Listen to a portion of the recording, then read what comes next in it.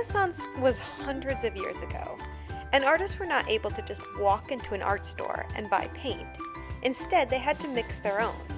This meant that they would start with flowers or a plant, sometimes bugs, rocks, dirt, and they would grind these things up so they looked like baby powder, and then they would mix them with oil and paint with them.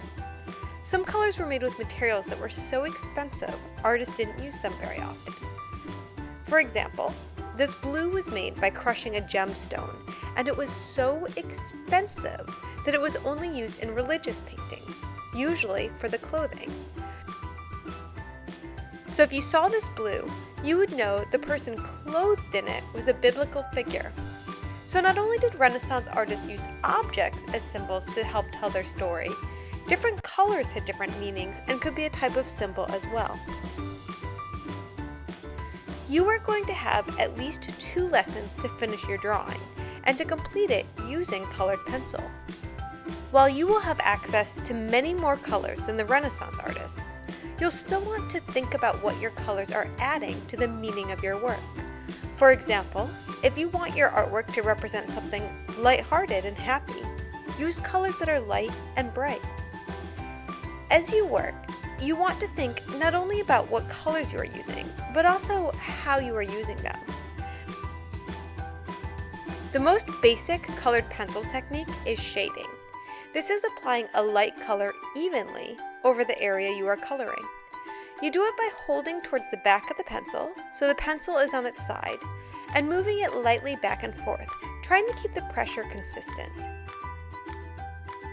But that's just the most basic technique. You can use the same pencil to make a totally different impression. To make a color bold and stand out, you just position your pencil as if you were writing and press down hard. Hatching is a technique that helps to describe a surface. It's a bunch of lines that are close together and that follow the curves of the surface you are drawing. For this technique, it is very important to have a sharp pencil. Cross-hatching is a way of creating texture that uses a whole bunch of crosses or X's.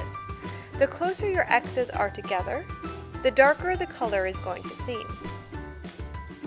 Finally, scumbling is another way of creating texture. It's just a bunch of scribbly lines close together.